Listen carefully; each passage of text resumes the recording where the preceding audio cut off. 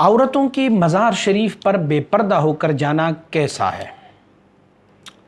صاحب مزار اس جانے والی عورت کا کوئی محرم ہے تو بے پردہ وہاں پر جا سکتی ہے۔ بے پردے سے مطلب یہ ہے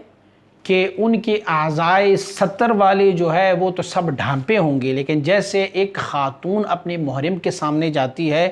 کہ جس کا چہرہ کھلا ہوتا ہے، ہاتھ اور پیر کھلے ہوتے ہیں، تو پھر وہ اس طریقے سے وہاں جا سکتی ہے۔ لیکن اگر وہ صاحب مزار ایک قبرستان میں ہو،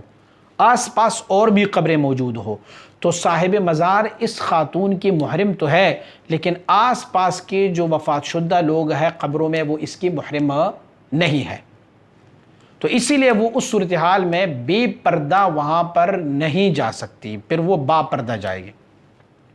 جہاں تک تعلق ہے کہ خواتین کو قبرستان میں نہیں جانا چاہیے اور اس کی ممانعات آئی ہے، تو وہ ممانعات اسی صورتحال میں آئی کہ خواتین جب قبرستان جاتی تھی تو میک اپ کر کے سجے سنورے اور بے پردہ ہو کے جایا کرتی تھی، اس وجہ سے ان کی ممانعات آئی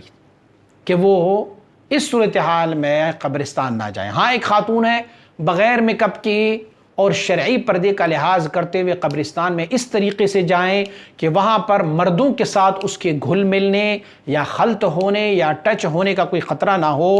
اور اگر وہ صاحب قبر ان کا رشتہ دار اور محرم ہو، کوئی ایسا رشتہ دار ہو جو ان کا محرم ہو، تو پھر وہاں پر وہ بے پردہ جائیں، لیکن شرط یہ ہے کہ آس پاس کوئی اور قبر نہ ہو۔ لیکن اگر وہ قبرستان میں جانا چاہتی ہے تو پھر وہ با پردہ ہو کے اور شرعی پردے کے مطابق وہاں پر جائیں۔ دلیل اس کے یہ ہے کہ سیدہ طیبہ طاہرہ عائشہ صدیقہ رضی اللہ عنہا مبارکہ فرماتی ہے کہ جب میرے آقا صلی اللہ علیہ وآلہ وسلم کو میرے حجرے میں مدفون کیا گیا، تو جب آپ وہاں پر دفن ہوئے تو میں وہاں پر بلا کسی شرعی حجاب کے جایا کرتی ہوتی تھی، اور میں یہ سمجھتی تھی کہ یہ میرے شوہر ہے، تو میں وہاں جایا کرتی ہوتی تھی۔ پھر اس کے بعد جب سیدنا ابو بکر صدیق رضی اللہ عنہ وفات ہوئے اور وہاں پر مدفون ہوئے، تو آپ فرماتی ہے کہ جب بھی میں جایا کرتی تھی تو میں بغیر پردے کے شرعی جو پردہ ہے وہاں میں جایا کرتی ہوتی تھی، اور میں یہ سوچتی ہوتی تھی کہ ایک میرا شوہر اور دوسرا میرا والد ہے۔ اب جب سیدنا عمر رضی اللہ عنہ وہاں پر دفن ہوئے تو آپ فرماتی ہے کہ جب بھی میں وہاں جاتی ہوں تو باپردہ ہو کر جاتی ہوں، کیونکہ پہلے تو میرے والد اور میرا شوہر وہاں پر تھے، اب جو ہے ایک اجنبی شخص جس سے مجھے شرعاً پردہ کرنا پڑتا ہے، اسی لیے میں اب پردہ کرتا ہوں۔ ماڈرن لوگوں کا اس میں ایک سوال ہے۔ ماڈرن لوگ کہتے ہیں، ماڈرن سے میرا مطلب یہ ہے کہ آج کل کے دور کے علماء حضرات جو مخالفین ہیں اس بات کی، وہ کیا کہتے ہیں؟ وہ کہتے ہیں بھئی یہ کیسے ممکن ہے کہ ایک بندہ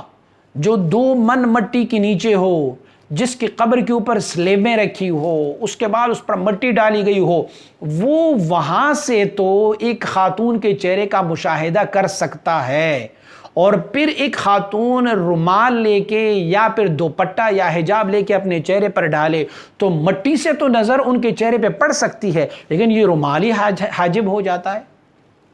رومال زیادہ موٹا ہوگا یا 2 من مٹی زیادہ موٹی ہوگی؟ مٹی سے ان کو نظر آ رہا ہے نیچے قبر سے اتنی گہرائی میں، اور یہ ایک پردہ چہرے پر ڈالے اور پھر اس کو نظر نہیں آ رہا، تو ان کا سیدھا سادہ ایک جواب ہے، ملائکہ اعظام کے لیے کوئی چیز حاجب نہیں ہے، کوئی بھی چیز حاجب نہیں ہے، ایون کہ یہ دیوار حاجب نہیں ہے۔ ملائکہ کو اللہ رب العزت نے یہ قدرت دی ہے کہ وہ اس دیوار کے اندر آپ دروازہ بند کر دیں، بالکل مکمل بند کر دے، دروازے بند کر لے، لیکن ملائکہ اعظام جو ہے ان کے لیے یہ چیزیں حاجب نہیں ہے۔ لیکن دیکھو ملائکہ اعظام کے لیے بھی ایک چیز حاجب ہے۔ میرے آقا صلی اللہ علیہ وسلم نے فرمایا جب میاں بیوی ہم بستری کریں تو ننگے ہو کر ہم بستری نہ کریں، کچھ چیز لیں، ایک کپڑا لیں اپنے اوپر۔ تو ملائکہ اعظام کے لیے جب دیوار ہی حاجب نہیں ہے تو ایک کپڑا کیسے حاجب ہو سکتا ہے ان کی ستر اور پردہ دیکھنے میں؟ لیکن رب کائنات نے کچھ چیزوں کو چھپانے کی غرض میں کچھ چیزوں کو اتنی قوت اور استطاعت ممانعات فرمائی ہوئی ہے کہ وہ چیز اگر درمیان میں حائل ہو جائے تو پھر یہ کام ہوگا۔ جیسے اب ہم وضو کرتے ہیں نا، ایک بندہ غسل کرتا ہے، اس کو جنابت کی غسل کرنی پڑتی ہے، یار اس کو جنابت کی غسل کی کیا ضرورت ہے؟ انہیں جب ہم بستری کی ہے اپنی بیوی کے ساتھ تو پھر گندگی کہاں لگی ہوئی ہے تو اس مخصوص جگہ کو وہ دھو لے، بقیہ نہانے کی کیا ضرورت ہے؟ کیا جسم میں وہ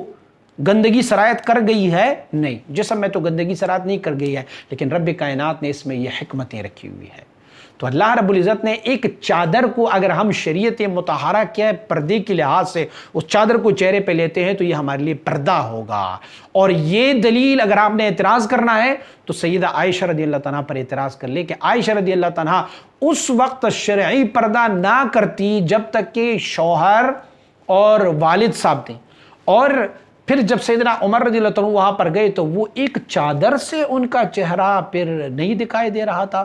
تو یہ اللہ رب العزت کی حکمتیں اس بارے میں موجود ہے۔